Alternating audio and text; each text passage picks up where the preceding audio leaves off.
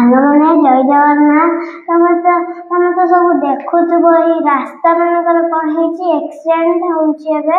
କଣ ନା ଏବେ ରାସ୍ତା ହିଁ ଖରାପ ହେଇଛି। ଅମାନିଆ ହେଇକି ସମସ୍ତେ ଗାଡି ଚଲାଉଛନ୍ତି, ତ ଛୋଟ ଗାଡି ନେଇକି ବଡ ଗାଡିରେ ଧକ୍କା ଦଉଛି, ବଡ ଗାଡି ଆଣିକି ଛୋଟ ଗାଡିରେ ଧକ୍କା ଦଉଛି। ସେ ସେଇଟା ହିଁ କହୁଛି।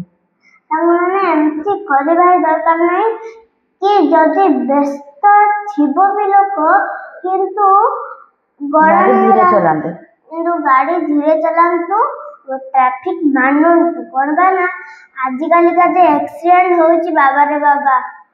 ଆକ୍ସିଡେଣ୍ଟ ବି ହଉଛି, ଯେ ଭାଇ ବି କି ଭଉଣୀ ବି ଆକ୍ସିଡେଣ୍ଟ ହଉଛି ବି, ମାନେ ଲୋକମାନେ ତାଙ୍କୁ ହସ୍ପିଟାଲ ନେବା ତ ଦୂରର କଥା, ଆଗେ ତାଙ୍କ ଭିଡିଓଟା କରୁଛନ୍ତି। ତ ସେଇଟା ନ କଲେ ଯଦି ତାଙ୍କୁ ସେଇଟା କଲା 5 ମିନିଟ୍ ଚାଲି ଯାଉଛି ନା, ତ ସେଇଟା ନ କଲେ ଯଦି ଆମେ ଶୀଘ୍ର ହସ୍ପିଟାଲ ନେଇଯିବା, ତାହେଲେ ସେ ଲୋକ ଶୀଘ୍ର ଭଲ ହେଇପାରିବ କି ବଞ୍ଚି ପାରିବ ତା ଜୀବନଟା। ସାଙ୍ଗମାନେ ଯଦି ଭିଡିଓ କରୁଥିବେ, ସେ ଲୋକକୁ ଜଲ୍ଦି ହଟେଇକି ତମେ ଆଗେ ଯେ ଆକ୍ସିଡେଣ୍ଟ ହେଇଥିବ ଯେ ଲୋକଙ୍କର ଭାଇ ଓ ଭଉଣୀ ପିଲାମାନେ, ତାଙ୍କୁ ଜଲ୍ଦି ଡାକ୍ତରଖାନା ନେଇକି ଯିବ।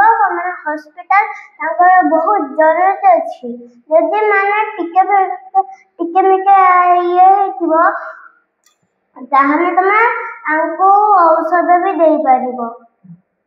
ସାଙ୍ଗମାନେ ସୂଚନା କରିବା କଥା ଯେ ଆମେ ଆଗେ ଭିଡିଓଟା କମ୍ କରିକି ତାଙ୍କୁ ଆଗେ ହସ୍ପିଟାଲ ନେଇକି ଯିବା।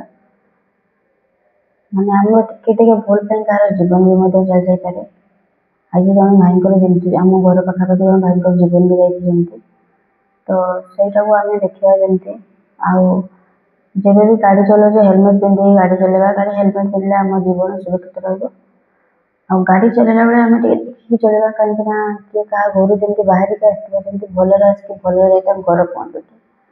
ଏଇଟା ଆମ ଦୁଇ ଜଣଙ୍କର ଆପଣମାନଙ୍କ ପାଖରେ ପ୍ରାର୍ଥନା ରହିଲା। ତ ଯେତେବେଳେ ବି ଆମେ ଗାଡ଼ି ଚଲାଇବା, ସମସ୍ତେ ଭଲରେ ଦେଖି ଚାହିଁକି ଗାଡ଼ି ଚଲାଇବା। ଏ ଜୀବନର ମୂଲ୍ୟ ବହୁତ ଅମୂଲ୍ୟ। ଆମେ ଆଖି ପିଛୁଳା ଏ ଜୀବନକୁ ସାରି ଦେଉଛେ।